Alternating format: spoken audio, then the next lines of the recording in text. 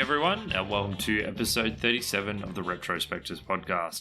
My name is Patrick Arthur, and I'm joined, as always, by my co-host, James Turlings. James, you ready to dive back in time even further than we've ever gone before? Yeah, back to, is it 1986, I believe? Yeah, so this fortnight, we both played through Castlevania. The original Castlevania, not one of the hundreds of sequels that came afterwards. First released in 1986 for the Famicom system, which I'm sure basically no one has ever heard of.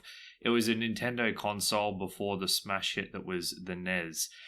It was released on the far more popular NES the very next year in 1987, but it was originally released in 1986. So James and I have never done a game this old before.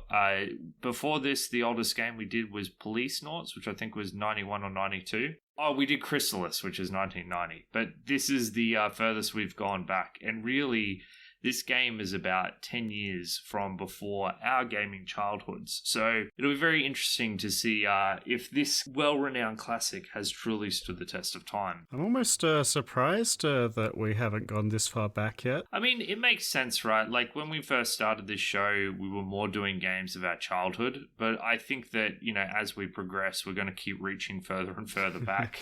Maybe we should actually play some real retro games on the Retrospectives podcast. Well, hopefully we're never forced to do something like Pong or Space Invaders. I'll consider that a failure.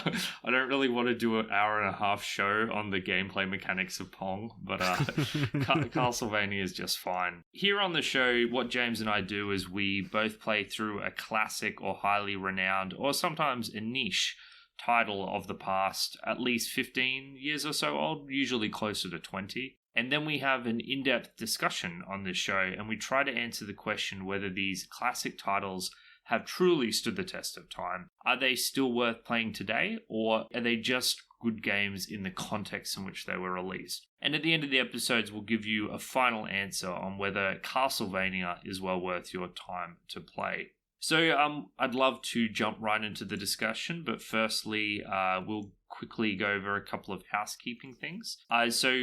The way I played Castlevania is that I played on a emulator called Nestopia, because I completely forgot that Chrysalis was a NES game and not a Super Nintendo game. So I downloaded a new emulator for absolutely no reason. Despite having one already, yes. And I also emulated this game on FCEUX.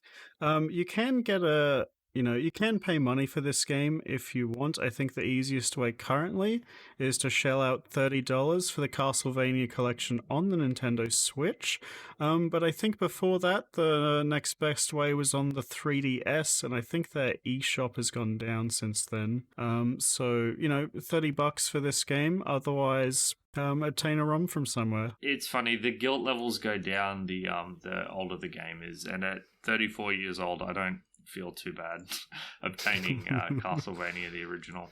So James, if there's nothing else, let's jump straight into the discussion, because this is a very interesting game to cover. There's a few ideas I want to explore over the course of this episode. Firstly, quick premise of Castlevania. So there's no real story to speak of in Castlevania, but I found a copy of the original manual online.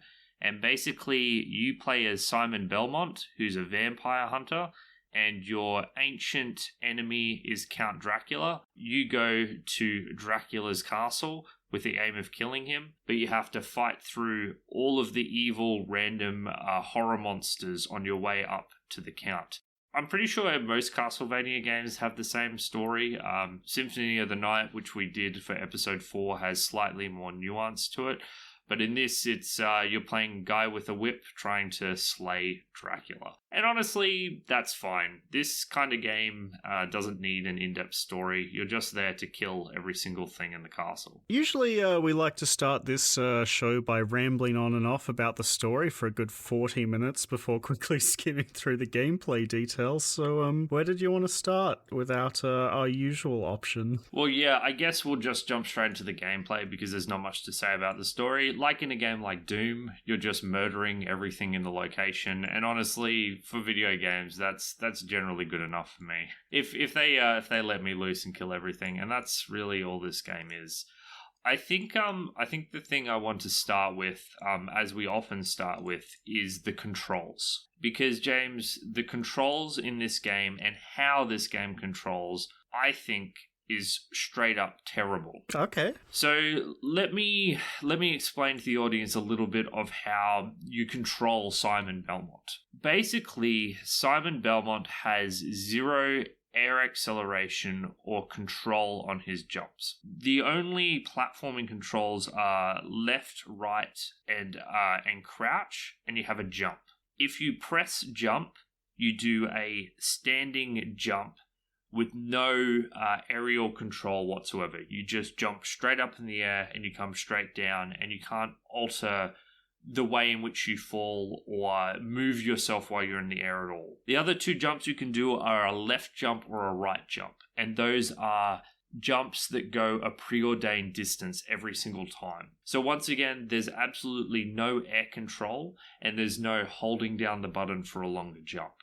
So immediately when I was playing this game, James, just talking about the controls in that sense, it felt very clunky and frustrating for me to use, because when I play platformers, having control over my character is, the most essential thing. Yep. And I think that the limited ways in which you can control Simon is a real flaw in this game, and is a massive detriment to just enjoying the general flow of the gameplay. Yeah, so I did notice that you have very little air movement available to you in this game, and kind of for me what that really means is that the game is very unforgiving to your mistakes. Like usually in a platformer, if you make a jump and you kind of jumped at the wrong spot, you can almost turn around in the air and go back to the platform that you're on.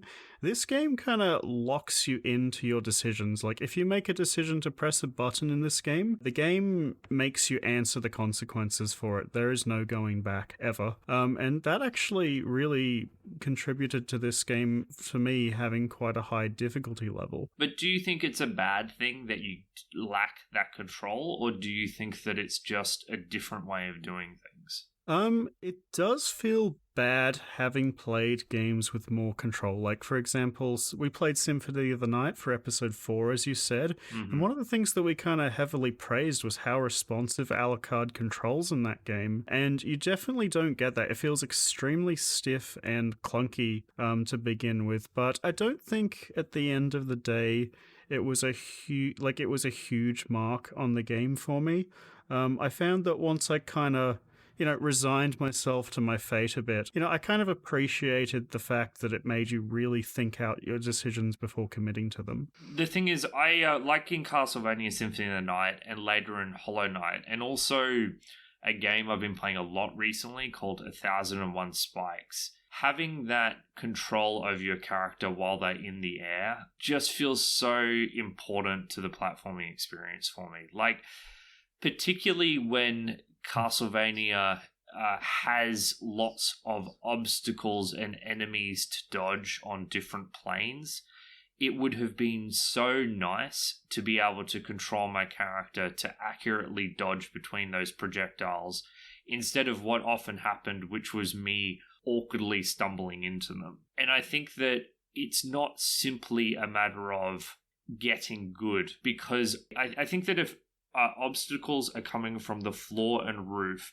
at awkward angles and spawning off screen quickly, that you should have more agency in your ability to dodge those projectiles. And I just feel with these limited control set, I wasn't given the agency to do so. And it felt particularly pronounced in some of the boss fights. Okay, so I kind of want to go over the general progression structure of this game before getting into the level of difficulty that's present in this game, because I think that's a big topic to discuss. Sure.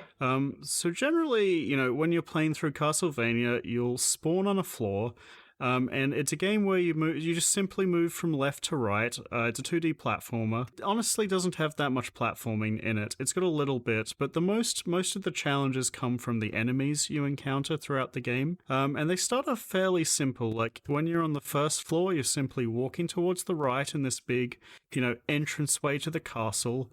and, some zombies will walk at you from the right side of the screen. And Simon has available to him an attack, which is his whip. And the whip basically, comes out in front of him in a straight line, and you can upgrade the length of the whip by picking up these 2 upgrades, which you can find in each level. Which are bow and arrows for some reason. Yeah, no, they're definitely whips. Oh, are they? Oh yeah, no, whips. I can see it now. I always thought it was a bow and arrow. Definitely whips. Oh my god! But I can see why it would be a whip, yeah, because it's kind of curved around. Yeah, and it's got the handle. Oh my god! So picking up the whips, and you can have up to 2 of these, makes your whip a bit longer. So you actually have you don't really have like a ranged attack, but you have a huge range on your fully extended attack.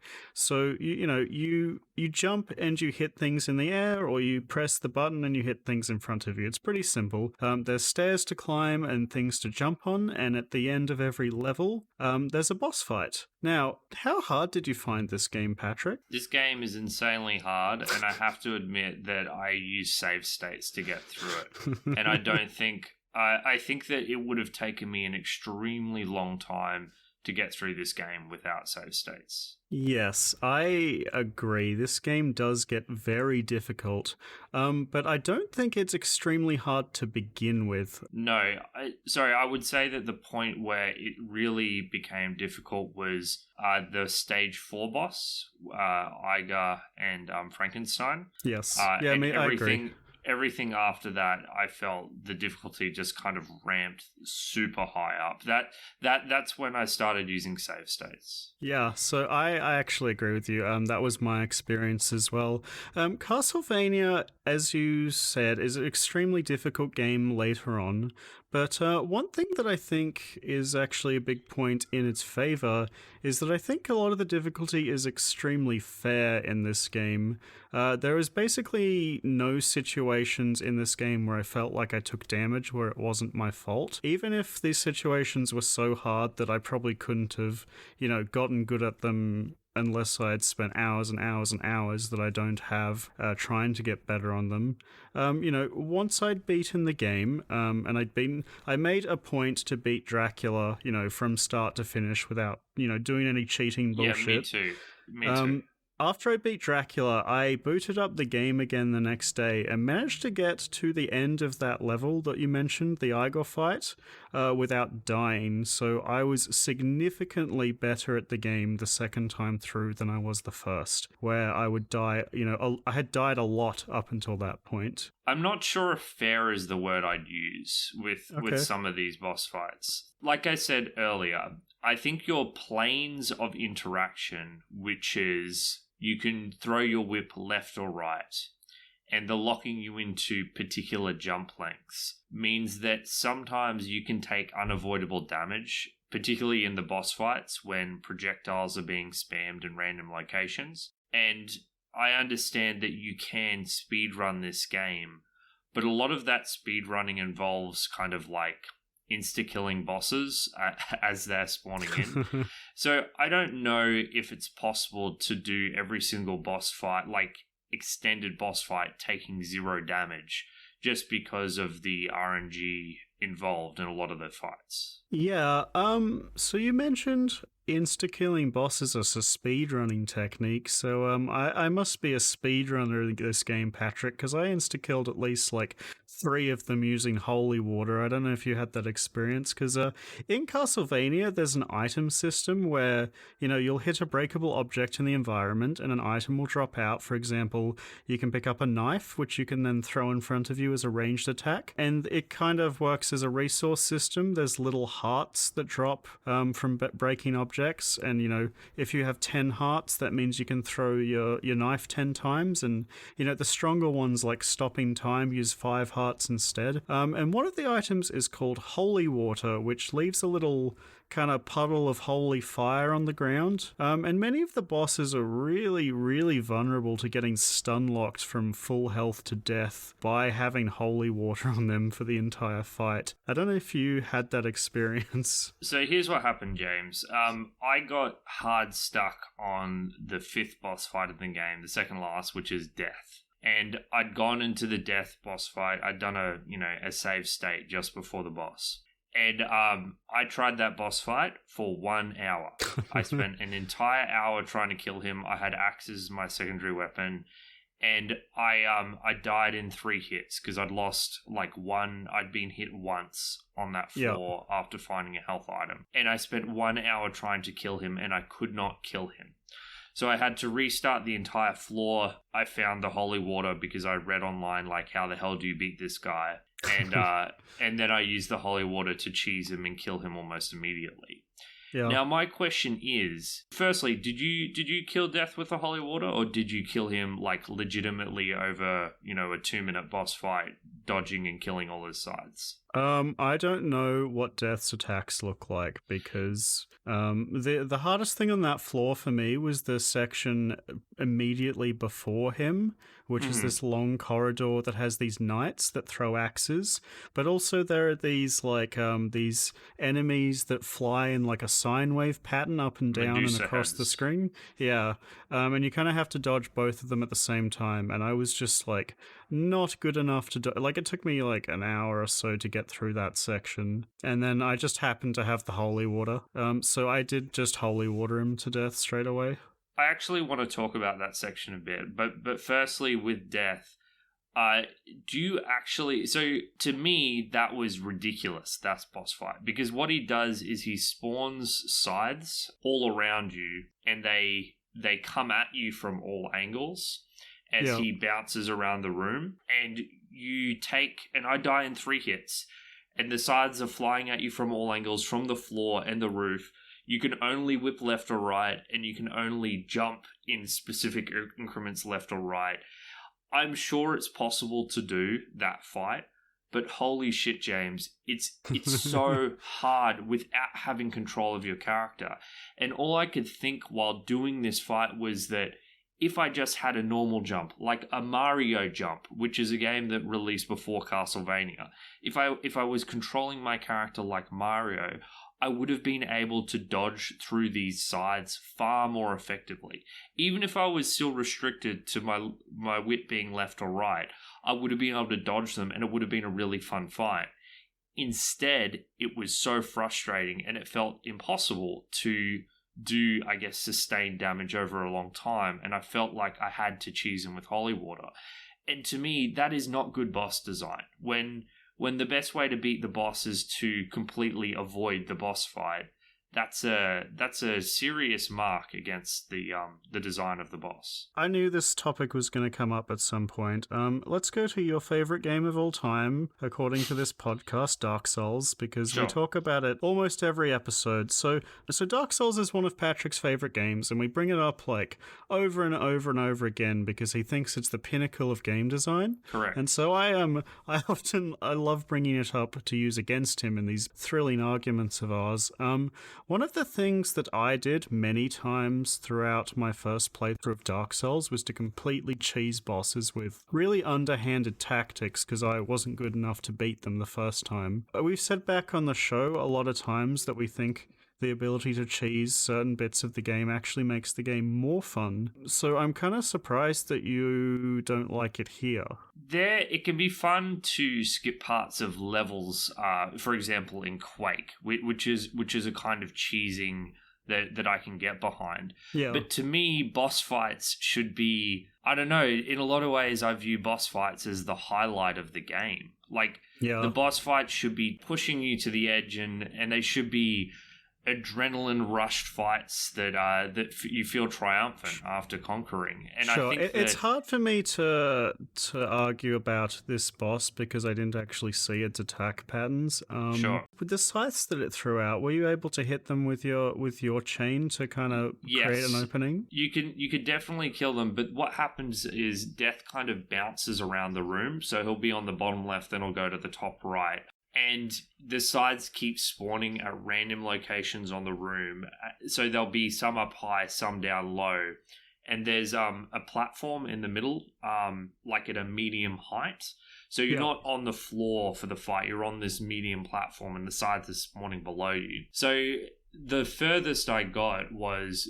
And what you have to try and do is, as the sides are coming up from the floor, you have to jump over them. But when you're jumping, you need to not jump into the sides that are coming above you. and you need to keep whipping any sides you can, and death keeps bouncing down to the middle, creating a huge obstacle as well. It was just too much to easily handle all at once when you only have 3 points of life, essentially, and you can only take damage 3 times. Well, let's talk about the Dracula fight then, because that's But before we do that, I would just wanted to duck back on that corridor fight, just as a contrasting point, because Sure. I actually think that specific corridor fight is the best part in the entire game. I really enjoyed that. That's literally my least favorite part of the entire game. I think it's horse shit. So the thing about that whole situation is that I think it really plays to the game's strength, because it doesn't require any jumping at all. You're literally, all you need to do is move left or right. Because the thing about those Medusa heads is, if they go right above your head, they'll just kind of zoom over your head without you jumping at all. Yeah. So the entire, that extended corridor fight is you kind of constantly going left and right, finding the sweet spot with the Medusa heads, while also finding the correct range at which to whip the axe knights and kill their axes as well. And it was very satisfying for me to overcome it. So that's how I felt that fight should have gone, but for me, every time I tried to do it, basically what would happen would be there would be an axe coming at me, which I need to hit with my weapon in order to stop it hitting me. But at the same time, if I hit the axe, I'll be locked into this animation long enough for one of the heads to hit me at the same time. And like, I found that the axes always came out at really awkward times where I couldn't control myself. Because like, the goal should be that I'm in a spot where I know a head's not going to hit me, bait out an axe, and then move forward into the next spot that the head is in. But I tried for so long and just could not do it. When I got through that section, I basically had to cheese the whole thing with saves. I actually could not beat that section. Oh, really? Yeah, no. I saved at the start, and then I saved after I got through it. And don't get me wrong, it took me a long time to overcome that challenge, but I actually really enjoyed it. The finding, constantly going left and right and finding that sweet spot while doing a few whips and then moving forward again. There's a section a bit earlier where there are some respawning red skeletons and an axe knight backing up, which is kind of like an easier version of the same thing. And I really enjoyed that. I think that when this game becomes about projectile spam is when I hate it. When it's more simple and there's no jumping required, and it's more about finding that timing on enemies, I enjoyed it a lot more. So I just wanted to say, like, I didn't hate every gameplay aspect of this game, but that's a really good example of something I like, and it seems like you didn't like it at all. No, I fucking hated that section. I thought it was awful. Whereas, like, after it got a lot harder, after the Jekyll and Hyde or Frankenstein, and the double boss. Yeah, Frankenstein and Iger. Yeah, Frankenstein and Iger. After that section, my enjoyment of the game took a huge nosedive until I got to Dracula, which was a boss fight I actually had a love-hate relationship, but by the time that I ended up beating him, I actually really enjoyed. You said you hated the death fight, so how did you feel about Dracula? I felt that he was actually very fair in comparison to a couple of the other bosses in the game. I thought the Dracula fight was great. Once again, very, very difficult and requires very precise timing. But in a way, I far prefer that. There's a lot less projectile spam. He kind of does a predictable projectile that is very difficult to avoid at first, but once you get the timing once you get the hang of it, it's great. It's satisfying to dodge. Because in the boss room, there's this holy water you can grab. One of the things that I was doing to begin with was timing throwing a holy water with him throwing his projectiles, and if you do it right, you can kill all 3 of the projectiles with the water. But then, as I practiced more, I eventually didn't need to use that technique because I could just jump over them and hit him in the head anyway. And that's what it's all about. It's about lining up that jump whip over the projectiles to hit him in the head. Yeah, and in that section, I really didn't have a problem with the jump controls because, like, the boss fight was very specifically designed around what you had available to you as a player. And so I never felt like I needed anything else than what the game gave me. And for the most part,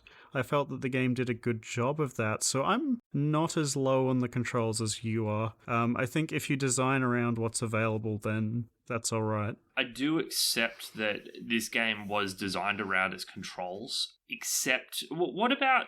Didn't you ever have enemies coming up from the floor or the sky at you at any point and get very frustrated at the way you could only whip left or right? Yeah, occasionally. I generally found that because the game, like when you spawn, the game plays out the same every time up until like you've taken enough actions to like kind of diverge the path. If you do the exact same actions every time, like if you had a bot press the same buttons the same time everywhere, the level will basically play out the same way every time, apart from maybe some of the enemies. Like I think the skeletons are a bit randomized, but like a lot of the behaviors are very, very predictable. The difficulty in this game is quite high, and it's not as reactive as I'm used to in more modern games. It's very...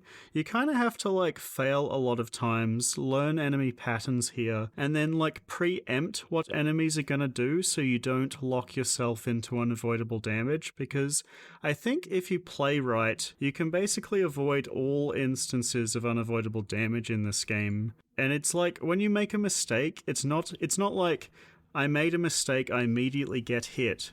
It's like you make a mistake, and then 3 seconds later you're put in this situation that you can't avoid because of that mistake 3 seconds ago. And it's really hard to learn from these mistakes because you're not instantly given feedback from them. I'm not sure if you found that, but for example, in the Dracula fight, after you jump over his projectile, which he shoots, he does this, like he disappears from the screen, and then 3 seconds later he reappears. And right at the start of me doing the fight, I found that he would teleport on top of me all the fucking time, and it felt like there was no way for me to avoid that. But by the end of the fight, like when I eventually beat him, I was getting hit by that a lot less, and I cannot for the love of God tell you what I was doing differently to not get hit by that shit. But, like, I must have learnt it instinctively, right? There must be some trick to it that I, instinctively picked up on. I thought it was just moving. Like, if you were moving, he would teleport, like, right behind you. Or, he'd teleport near you. But I agree, I'm not really sure. Yeah, I still got hit by it occasionally until eventually I was, like, moving left to right in a certain way that he wouldn't do that. I can't tell you why, but when I finally beat him, I only got hit once, and then he turned into phase 2 and died to holy water from full health again. Yeah, so basically, a lot of the difficulty comes from the fact that you have to memorize the levels, right? Yes. And I think that is true. You memorize enemy behaviors and you come up with strategies to deal with them. Like, another example is... there's a section where you're just going along a straight line and all these eagles keep flying by and dropping fleamen to attack you. And once I developed a strategy of timing the whip to kill the fleamen as they were midair or just landing, I was able to get through the whole thing. But it caused me a lot of trouble at first. How do you feel about this kind of difficulty, Patrick? Because usually I really like when things are hard, but like there's some semblance of a chance of you beating it the first try. I feel like once you get past the halfway point of this game, and it pulls the kid gloves off like in a big way. Like it goes from being a fucking cakewalk to being like a nightmarishly difficult game. At that point, like especially at the clock tower, it just becomes extremely frustrating. Basically random. It's like it's not random, but it feels like it. I know it's not random, but it feels like you're just doing actions until you find a sequence that works. Yeah. Yeah, I think that basically there are areas in which the difficulty feels artificially inflated because of a couple of mechanics in this game. The major one is the scarcity of health pickups and the fact that all the health pickups are in secrets. You'll die in about 4 or 5 hits in this game. It slightly depends on what enemy is damaging you. But all of the items that restore your health are not hidden in the objects scattered around the castle or after you kill enemies. They're in hidden secrets in specific locations. So if you're just playing through the game without really knowing about these secrets, you might find 3 or 4 of them in the entire run through if you're lucky. So not only do you need to, memorize it and avoid damage. Anytime you take damage has cascading consequences because you're probably not going to get that health back. So when you get to that boss fight, if you've only got enough health to survive 1 or 2 hits, you're almost definitely going to die, right? So you kind of have to do the levels near perfectly a lot of the time. Yeah, I didn't really have a problem at finding health pickups. Like, once I actually found the first one in the first level, and after I found that, I was checking, like, every fucking breakable wall in existence, hoping to try and find some more, so I thought I had a pretty good grasp of getting health back throughout the levels. There wasn't a lot of it. There was, 1 or 2 pieces, so you'd have enough to sustain. There's something I really, really, really fucking hated about this game. Something I was very happy about was that this game has checkpoints. So every time you beat a boss, you get a checkpoint, at the start of the next floor of the castle. And then throughout that floor, there are some, like, mini checkpoints where, like, you'll get 3 rooms in, and then if you die after that 3rd room, you'll respawn at the 3rd room. However, if you die like 4 times, it'll send you back to the start of the floor. When you respawn at a checkpoint, like not a hard respawn, but like a little one, you lose all the items you collected up until that point. And especially on that 5th floor where death was the boss, holy water can only be found at the start of the floor, so if you die before you get to death with the holy water, it's like, well, guess I'm suiciding so I can go get that holy water back and try again. Well, that's what happened to me. Like, I got there with the axes and it was impossible, so I just had to start the whole thing again. Yeah, I really fucking wish that it remembered what you had when you got there at that checkpoint and let you start from that state again, rather than making you start from 0. Like, I think it's complete horseshit that it doesn't let you do that. See, I see it differently, James. I think it's a structural problem. It's not a problem that you respawn with nothing. It's a problem that the game demands that you have more. If that boss fight was better designed or you had more control over your character, it wouldn't matter as much. You should be able to do the death boss fight with the axes just fine. And listen, I'm sure there are plenty of people who can do it. Like, I'm not saying it's literally impossible. There's clearly a way to do it. However, it was far too hard. Like, I don't think that was a well-designed boss fight. I wouldn't call any game too hard as long as it's fair, and I think this game is fair for the most part.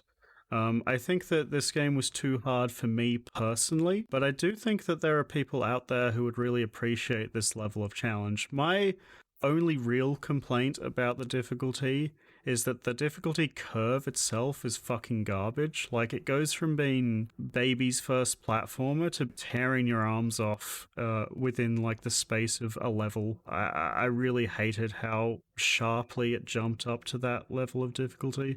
I don't think it's quite as fair as you claim. Like I said, I think that part of fairness is giving you an opportunity to react. And the level of memorization required to get through most of the obstacles in this game goes too far. If you had more control of your character, I know I keep harping on about it, but this is a platformer. So control of your character is essential to the entire experience. If you had more control over your character and you could more accurately react to the obstacles in front of you, it would be far less frustrating and it would be a lot fairer. Without that, it's just not as fair. The level of memorization does at least mean that there's a good sense of progression here.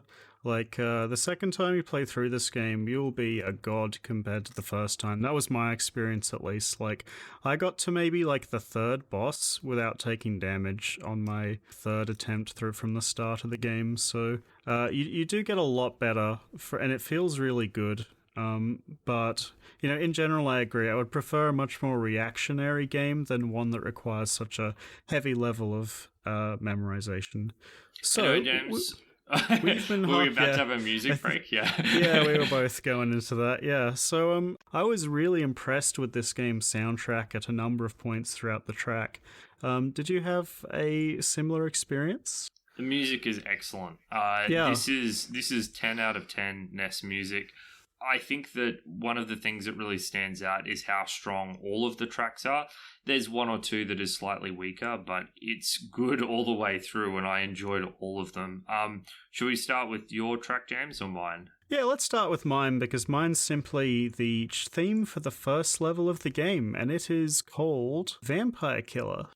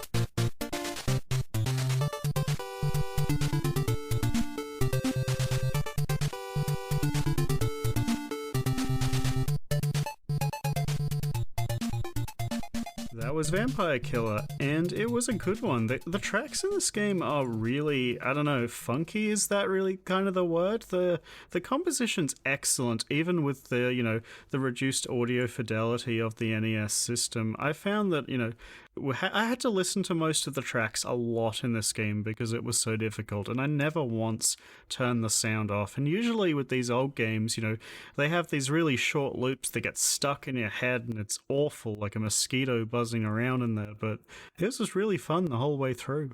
Yeah, it's excellent. They've got, I don't know if I'd use funky. I think that they were atmospheric, energetic, and had this call for adventure sort of feel. And there was a good transition as you moved through the different locations in the castle. When you go to the underground area that has connected to the sewers, it switches to a slightly moodier piece, and it goes to something a lot more grandiose as you move to the final stages of Dracula's castle. So it's still a NES soundtrack, so I would still rate Symphony of the Night's soundtrack above it, but I'd rate Symphony of the Night above 99% of soundtracks. Yeah. But when it comes to NES music, this style of music, this is as good as it gets. This is 10 out of 10, excellent. Loved it from start to finish. I agree with you that the music is the best part of this game. I was very impressed with it. Yeah, it was really good. I did have one or two more things I wanted to touch on before we move to other aesthetic things, if you don't mind.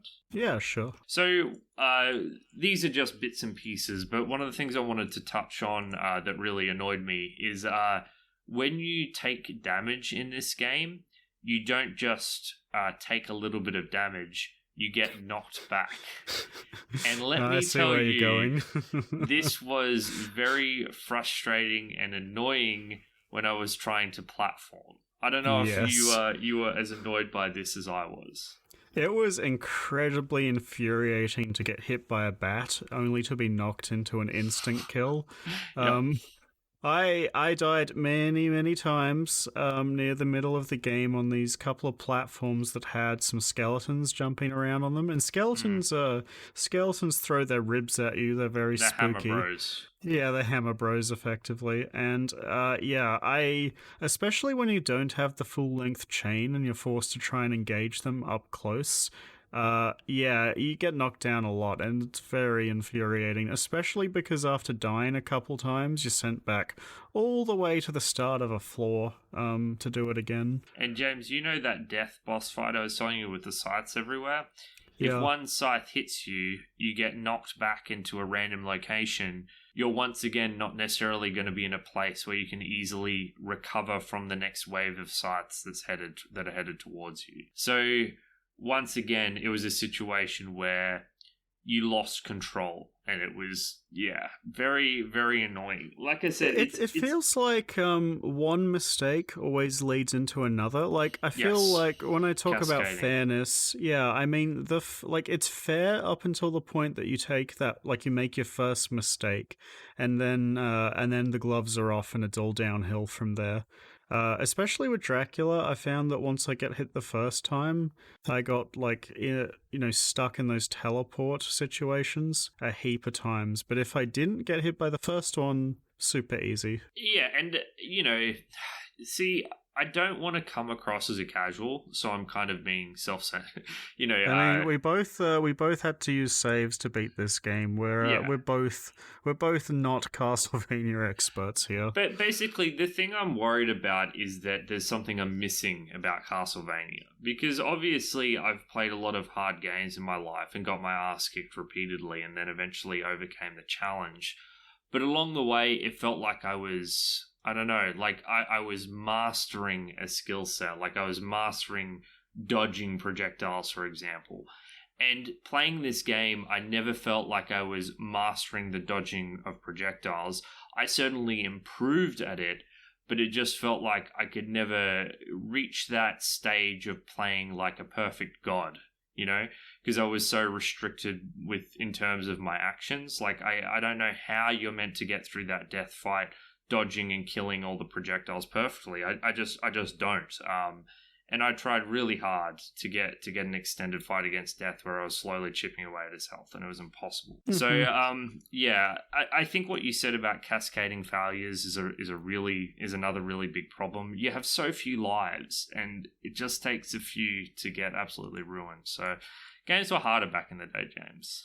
It really was, and some people will like that. For me, it was a bit too hard, but I don't think difficulty is something that's like objectively good or bad either way. It's just going to be a preference thing for people.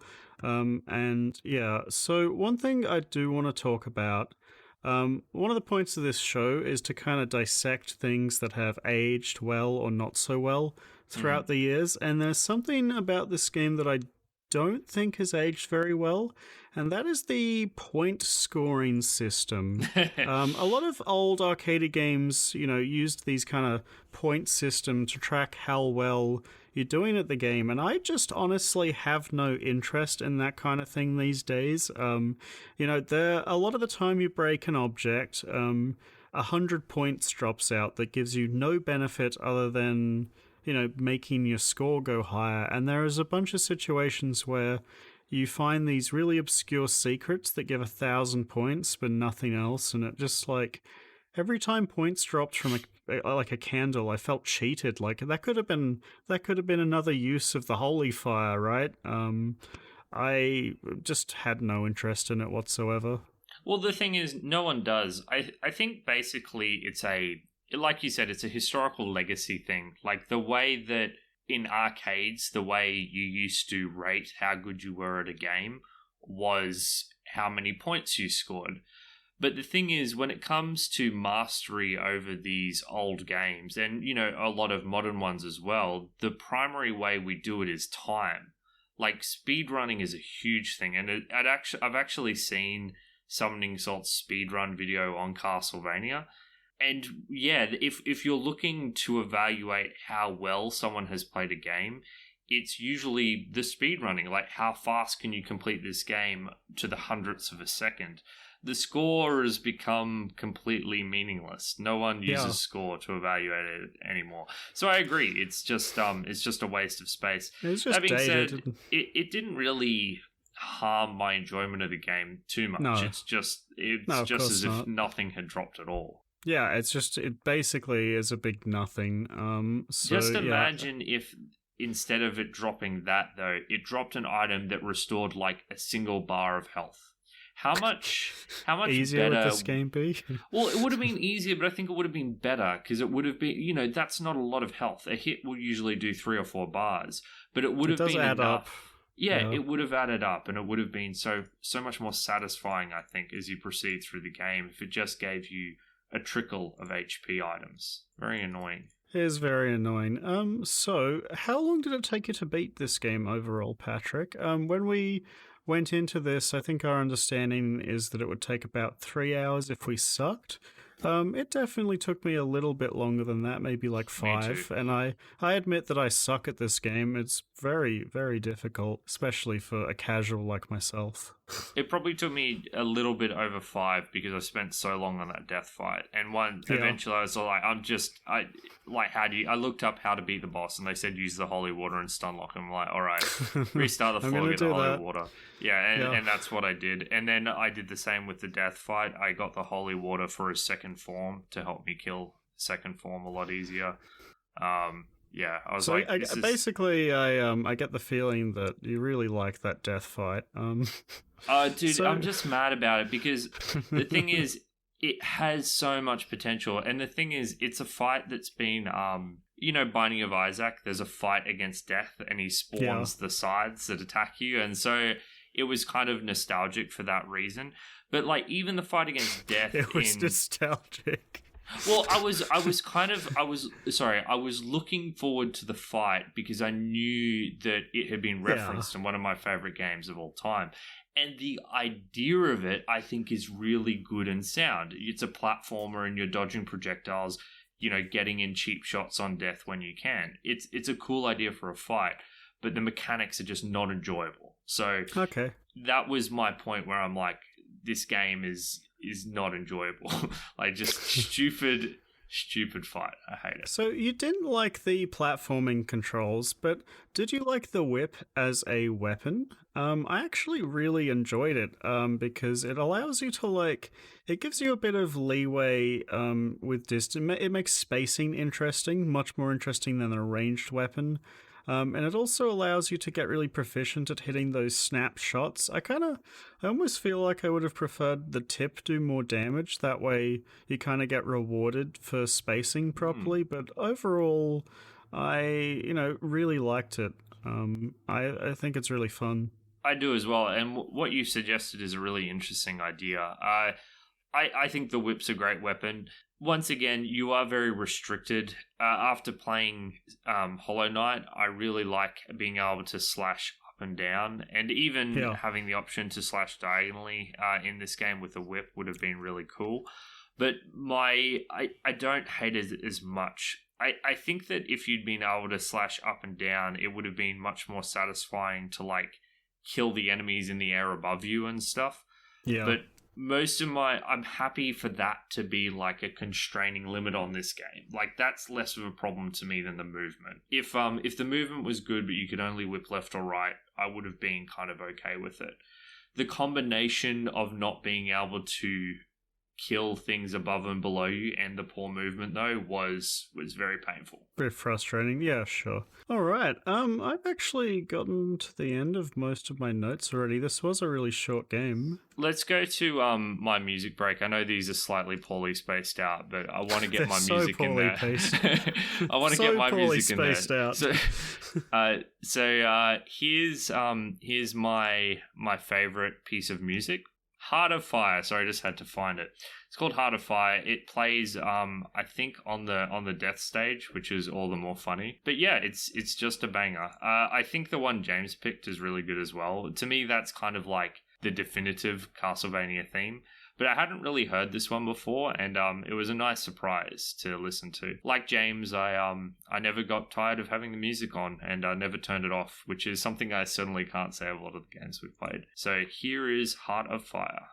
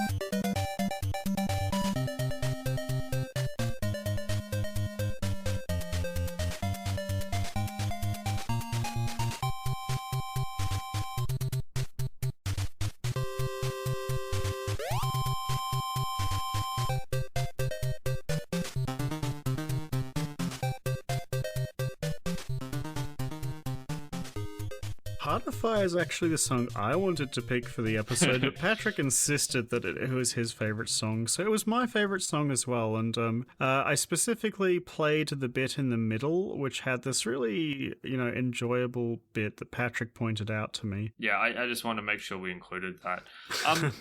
But before we go, James, I wanted to briefly touch on the aesthetics, like the graphics of this game. The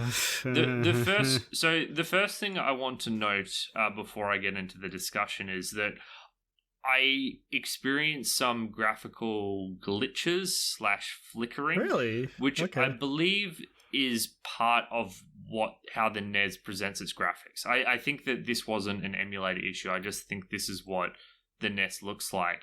And I had a couple of issues where enemies were kind of wrapping on the screen, like they'd be backing out the right side and appearing on the left side. It was very strange. So I don't know if before we talk about the value and quality of the graphics, do you have any issues?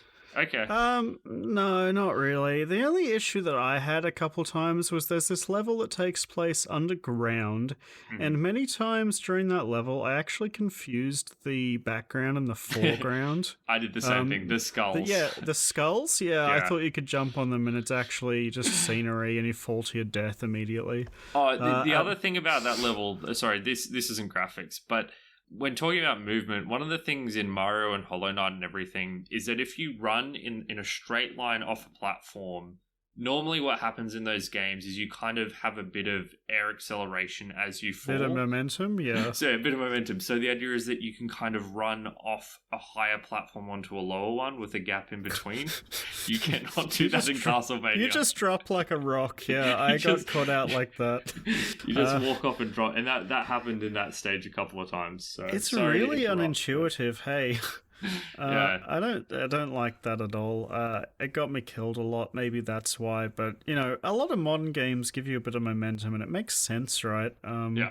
It feels very jank for that to happen, and bad. But returning to the graphics again, the only other game from this era that we really have played is Crystalis, and I think that Crystalis looks a lot better than this game. I think that Castlevania, one of the things that really stood out to me was because both of us really liked the visual presentation of Symphony of the Night. It had this very unique, ballroom, elegant feel to it. Everything was so delicate and beautiful to look at. Whereas Castlevania 1 is the most generic take on vampires and monsters that I've, experienced in a while. There's just nothing exciting about the presentation in any way. I was very, very down in the visual department for this one. So I'm slightly higher on it than you. I think that basically a lot of the backgrounds, particularly in the outside areas, were quite well drawn,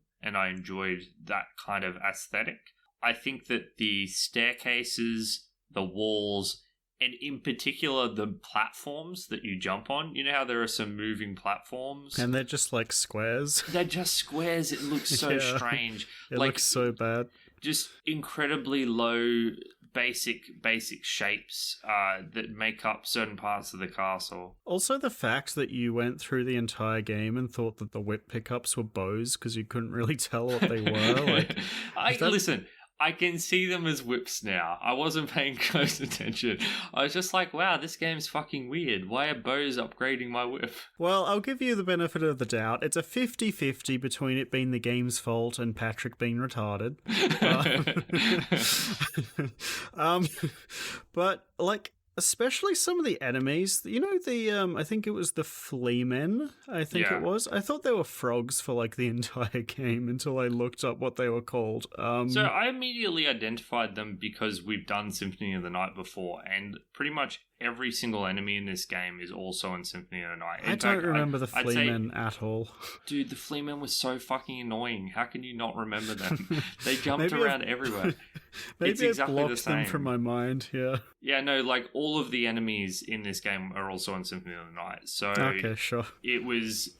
I was able to recognize everything because of that. It was actually slightly nostalgic going through a lot of the areas and recognizing all the enemies. Like when you see the Axe Knights for the first time, it's like, oh, I know these guys. Yeah, that's from Symphony of the Night. Man, Yeah. Some people are listening to this episode wanting to burn our houses right now. You know? The original Castlevania game, Symphony of the Night. Man, this Castlevania game really ripped off Symphony of the Night, didn't it, James? Yeah, shut the fuck up. So yeah, overall, yeah, so I liked a lot of the pixel graphics in the background, particularly the outdoor areas. I think did a really good job. But yeah, it never rose into brilliance, and there were some parts of the graphics that were just terrible, like lazy almost. It doesn't have that elegant touch to the visual style that Symphony had, right? No, it's I do agree that Chrysalis is better. Is very stock standard cheesy 80s horror. Like there's skeletons, and Count Dracula doesn't look exciting at all. He just looks like a guy. I was very unimpressed by the enemy design. I thought it looked quite mediocre. These older games really live or die by their art direction, because, you know, obviously they have no chance in raw quality. But, you know, a lot of the time we found that a good direction and good art style kind of carries it even to this day. I don't think that's the case here. It may be, James, that it's just too old. I mean, the thing about graphics and, you know, everything is you can go back far enough to the point where it's just too retro. And I think for me, that point is probably the Super Nintendo. Although, like you pointed out, Chrysalis's graphics are significantly better than this game's. Yeah. When I look at, there are Super Nintendo games I can look at the art for and say that's gorgeous. With this, I just can't. There's no real games on this era that I'm like, wow, this game is beautiful. And that's just unfortunate. I think it's a little better than you're giving it credit for, but I don't think it's fantastic. I think it goes from okay to, you know, decent. And that's the highest it goes. I just like that I got you to say something nice about Crystalis. Yeah, I mean, that's an impressive achievement in and of itself. God damn it. Patrick loves Crystalis. You heard it here first. So I guess, you know, there's not too much more to talk about. This is a real simple, short, fun, well, somewhat fun game. Did you want to wrap it up? Yeah, sure. So I'll give my final impressions.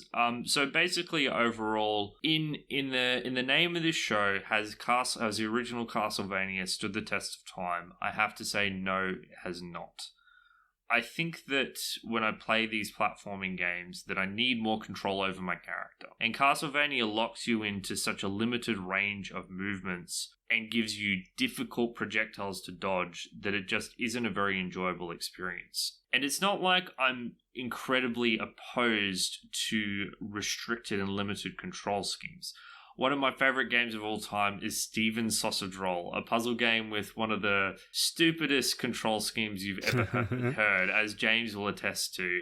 Yes. When you first start trying to use it.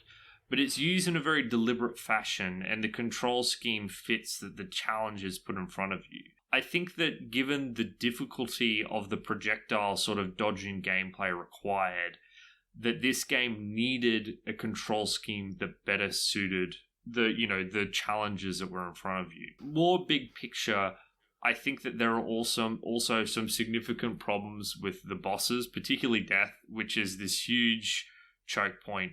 You either have to get you don't ridiculously... like the Death boss fight? I didn't notice. No, this is the first time I've mentioned it.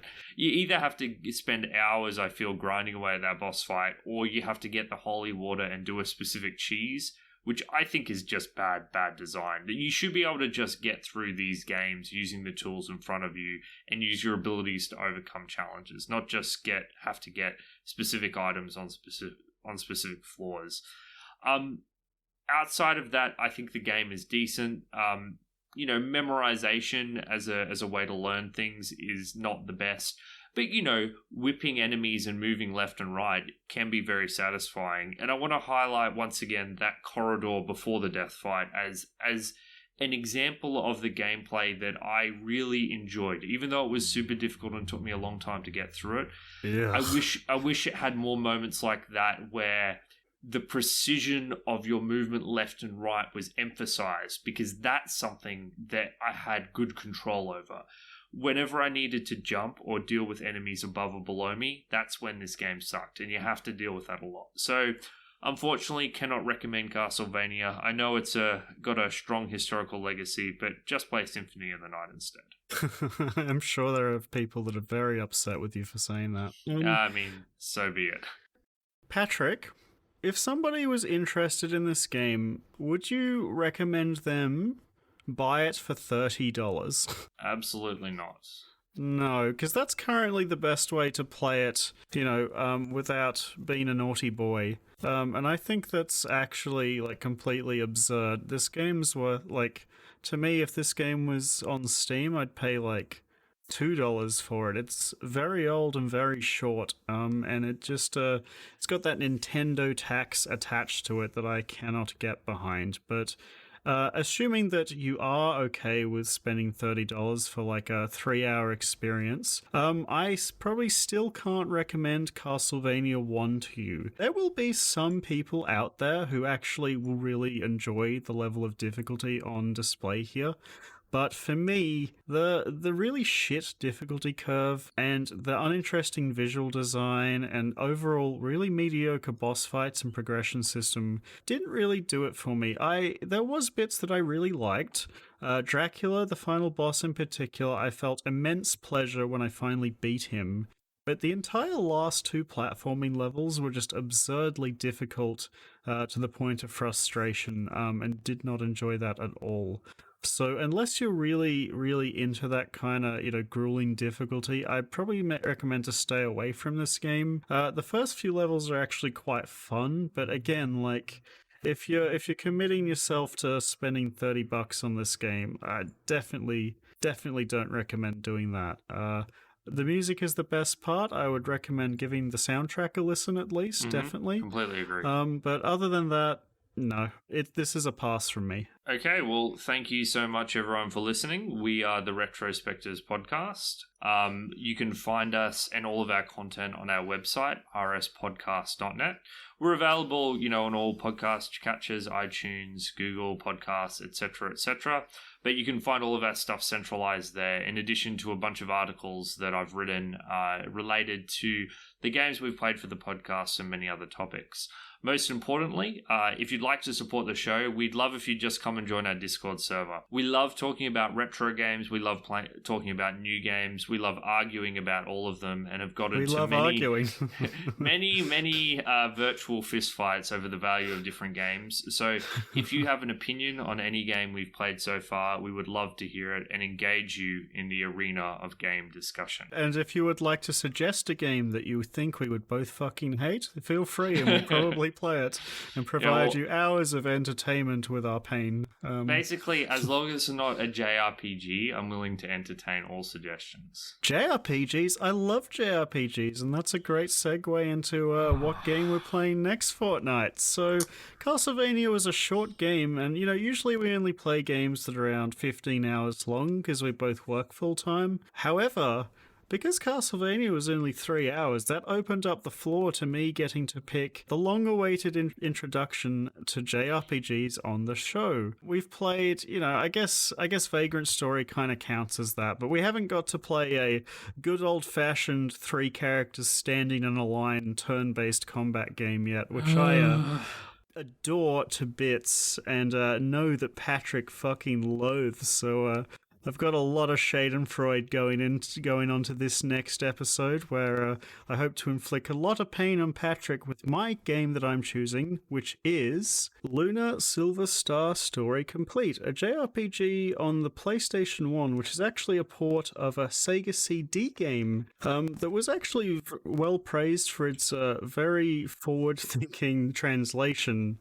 Which is funny, because nowadays it is not praised for that at all, I can tell you that. But when I laid my eyes on this game, I was in love. It looks like it has all the charm and adventure that I want out of a JRPG, while having a little bit more depth to its combat system through a bit of, interesting positioning. So I'm hoping that I love this game and that Patrick hates it. So I've started playing it. We started playing this a while ago, so we'd have time to finish it. And I know we're not meant to give spoilers, but can someone fucking shoot me right now? Obviously, I haven't finished, so maybe this game will miraculously change. But I describe the intro of this game to people, and I cannot keep a straight face, and they can't keep a straight face either. It's so fucking bad. I hate James so much for putting me through this. He could have picked something like Chrono Trigger. He could have picked a good JRPG that everyone loves, and instead he picks this obscure, shitty game that no one's ever heard of. We'll get into it next fortnight when I'm finished the game. Maybe at the halfway point, it miraculously becomes a masterpiece. I am not holding my breath. Oh, it was brilliant from the beginning, but we'll have to save this argument for next time on the Retrospectives podcast. Have a good one, everyone.